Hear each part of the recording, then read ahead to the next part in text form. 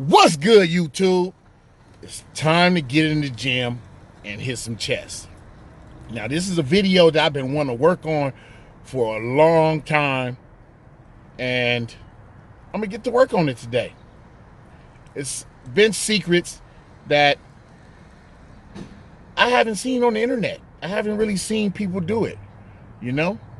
Camera angle is gonna be different because I'm setting the camera angles up to show you my bar path, my bench groove. When you bench, you want to stay in the groove, and you want to always, bar path always wants to hit the sternum, pop it up, hit the sternum, pop it up, and get in that repetitive motion. So this video is going to cover that.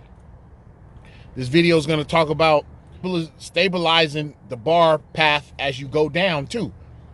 Being able to tap your chest, barely tap to where people think you're floating it right above your chest and popping it back up, you know?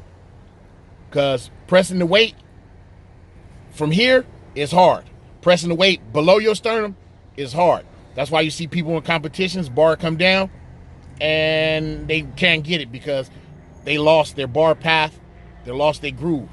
And you hear a lot of people say that. A lot of you guys don't know that. And that information is kind of hard to find on the internet. I learned it from somebody that taught me how to bench the proper way. And when I first heard about it, I didn't know nothing about it. But I'm about to show you in this video how I train the way I do competition. So therefore my bar path is always in groove and always up and down, hitting the same spot over and over. I never lose my groove. Well, I try not to, but if you stay within the bar path, straight up and down, sternum up and down, that's where you're at your strongest. You know, you hit a little bit too high on the chest, you hit a little bit too low on the chest, you know, meaning going down below the sternum, you're not as strong as you are when you hit it in the sweet spot. So that's what this video is based on, baby. So enjoy your video, baby. M-Town Monsta out. Okay, right here I'm starting off with the lighter weight. This is where you mostly get most of your practice of your bar path right here. You see I'm hitting the sweet spot every time with less effort, putting a lot of my back into it, into the lift and everything. This is where all your back work come into play, lowering the bar, being stable on the bench, and being able to hit that sweet spot at all times. Okay, as the weight gets heavier, this is where a lot of people lose their groove and their bar path.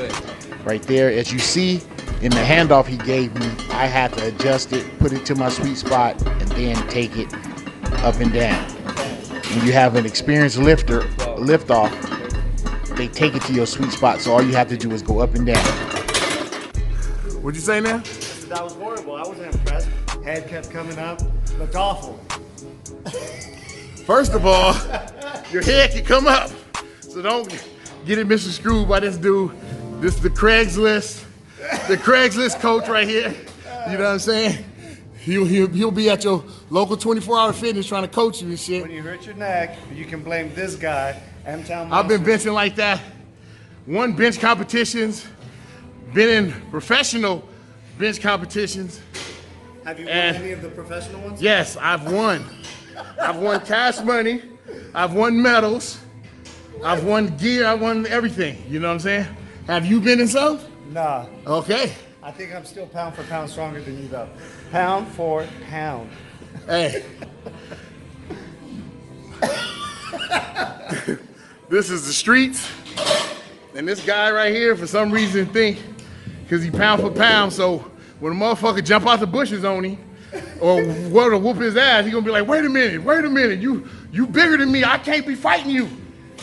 You know? Pound for pound, stronger, and I can probably outrun your fat ass coming after me. Hey, hold on, who fat now? Wait a minute, who fat? Huh? Who fat? Huh? But anyway, he can't outrun me. He might be from Egypt. He might got a little bit of my blood in him, but he not beating me at nothing. All right, just remember that. 1, 2.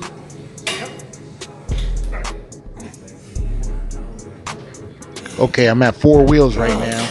The weight is a lot heavier, but you can see my bar path is still the same right here. Bar path.